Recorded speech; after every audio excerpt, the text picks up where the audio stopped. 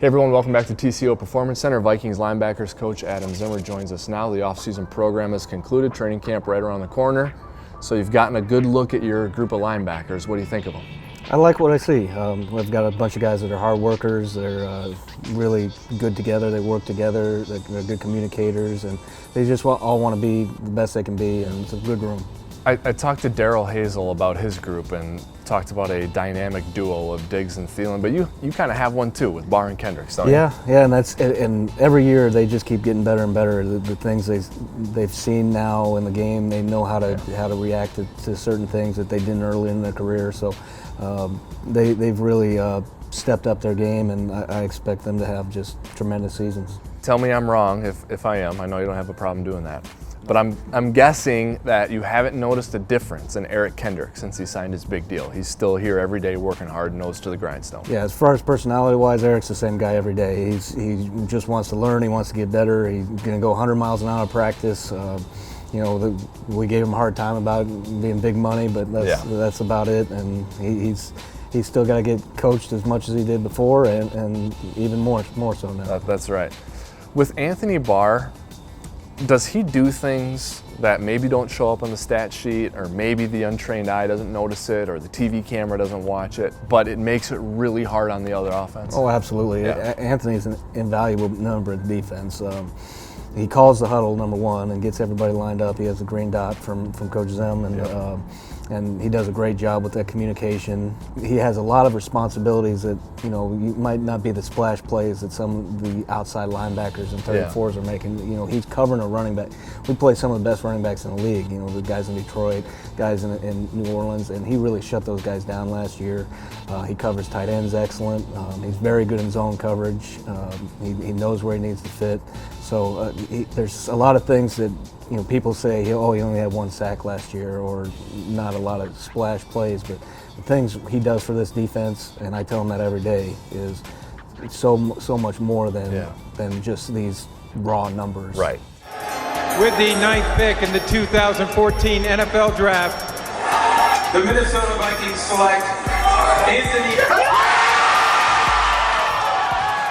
I mean, if you think back to when you guys were watching at UCLA, like, what do you remember about that and the things you said about him, and then you wound up being able to draft him, and now he's in your system and he's a stalwart. What do you remember back about evaluating him? Well, I remember first thing that jumps off the page is a tremendous athlete for his size, and he's only gotten better as an athlete.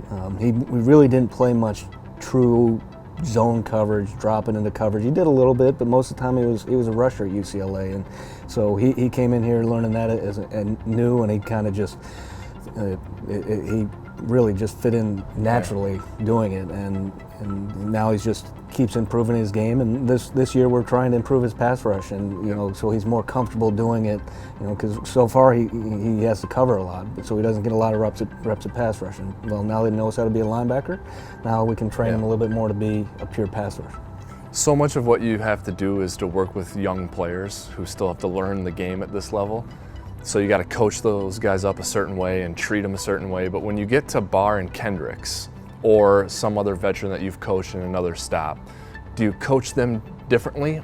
How do you draw that balance? Well, I wouldn't say differently, but I would say that you have more of a dialogue with them. You ask them what they see here and how they feel, how they would react to certain things, and so they're comfortable with what they're doing. You can always just say, hey, go do this, but if they might see something a little differently, and you have to adjust to the way you see it.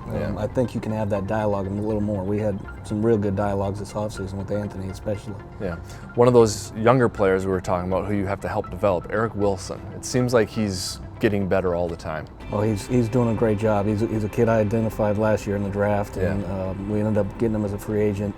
Had a tremendous year special teams. He was one of our best special teams players last year, and now he's got an opportunity to play a little bit more on defense, especially with us rushing Anthony more. He's got in there with the one-some, and he's done a nice job. He's a great athlete, can run. I'm excited to see him once the pads come on. Yeah, I remember with another one of the young linebackers, Ben Gideon, Scott Studwell loved him, and Studwell's a revered linebacker in Vikings history, so if he loves a linebacker, we should all love him. But I know you love him too. Yeah. Why do you guys like Ben so much? He's just a football player. I remember the first time I saw him was at the Senior Bowl, and the first practice, I'm sitting with my dad and Rick Spillman, and he says, I said, "Who do you like?" And I said, that guy from Michigan's really good. Yeah. And from then on, I followed him the rest of the way through the draft, and liked the way he played. And he goes about his business, does his job, and he's just a natural, instinctive football player. He finds the ball, he takes on blocks, he's really strong with his hands. Yeah. He runs a lot better than you give him credit for. Ben was a big reason we were so much better in the run defense last year. Yeah. We went from middle of the pack to about second in the league in run defense, and Ben was a big part of that. Yeah. With some of your other young guys, go through them name by name if you want, or just maybe as a group. How would you describe the group that you got, the group of young guys that you're trying to work with? Yeah, we've got a good group of guys that have different qualities for each of them. We've got Richard Cleat, who we signed from a tryout combine later in the offseason. He's a really good athlete, can run. We signed Garrett Dooley, who's a free agent from Wisconsin, who is kind of in the Ben Gideon mold. He's kind of got the same personality. I don't know if that's a Big Ten thing or something, but he's just going to do whatever you say and not say a whole lot. And he's gotten better every day since we've been here. And then Antoine Williams, we had last year on the practice squad. He's a big, good-looking athlete.